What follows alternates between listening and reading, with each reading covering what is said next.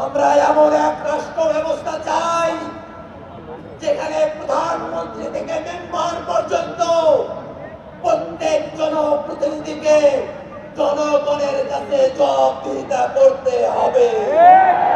হিন্দু, বৌদ্ধ, মুসলমান, এই বাংলাদেশের মানুষ, খ্রিস্টান, বিহারি, চাকমা, সাঁওতাল, আমরা কারো মধ্যে কোনো পার্থক্য করতে চাই না। এই বাংলাদেশে যে নতুন প্রজন্মের জন্ম হয়েছে,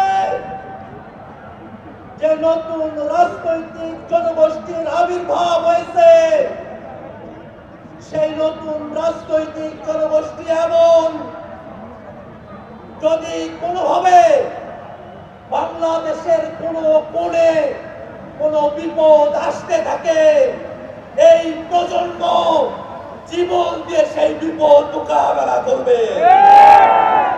ভাইয়েরা আমার, নতুন যে প্রজন্মের জন্ম নিয়েছে, যে রাজনৈতিক জনগোষ্ঠীর আবির্ভাব ঘটেছে, আমরা এমন ভাবে নিজেদেরকে তৈরি করেছি, আমরা নিজেরা নিজেদেরকে জবাবদিহিতার মধ্যে রাখতে বদ্ধপরিকর। ভাইয়েরা আমার, বাংলাদেশের মানুষেরা যুগের পর যুগ ধরে যে বঞ্চনার শিকার হয়ে এসেছে, সেই বঞ্চনা থেকে মুক্তির জন্যই আমাদের শহীদরা জীবন দিয়েছেন। আমাদের আহতরা এখনো পর্যন্ত তারা তাদের অপূর্ণাঙ্গ দেহটি আমাদের কাছে উপস্থিত হয়েছে। ভাইয়েরা আমার, নতুন যে বাংলাদেশের স্বপ্ন আমরা দেখি, সেই বাংলাদেশে আমরা বিভাজনের রাজনীতি দেখতে চাই না। এই বাংলাদেশের মানুষ, হিন্দু, বৌদ্ধ, মুসলমান, এই বাংলাদেশের মানুষ, খ্রিস্টান, বিহারি, চাকমা, সাঁওতাল, আমরা কারো মধ্যে কোনো পার্থক্য করতে চাই না। ভাইরা আমার, বাংলাদেশ রাষ্ট্রটিকে নতুন করে গড়ার জন্য গত বছরের শহীদ মিনার থেকে ফ্যাসিবাদী ব্যবস্থার বিলোপের ঘোষণা দিয়েছিলেন আমাদের আহ্বায়ক।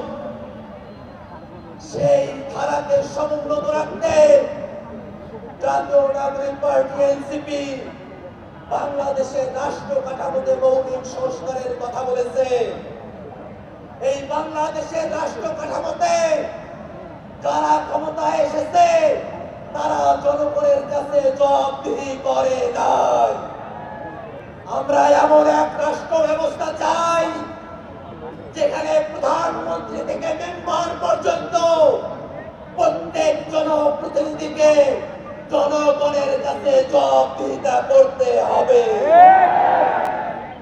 বাংলাদেশের মানুষেরা বিগত সময়ে ক্ষমতা হস্তান্তরের সময়কালে একদলীয় যে কর্তৃত্ব দেখেছে, যে ফ্যাসিবাদী আচরণ দেখেছে, প্রশাসনের যে দলীয়করণ দেখেছে, সামনের বাংলাদেশে আমরা তা চাই না।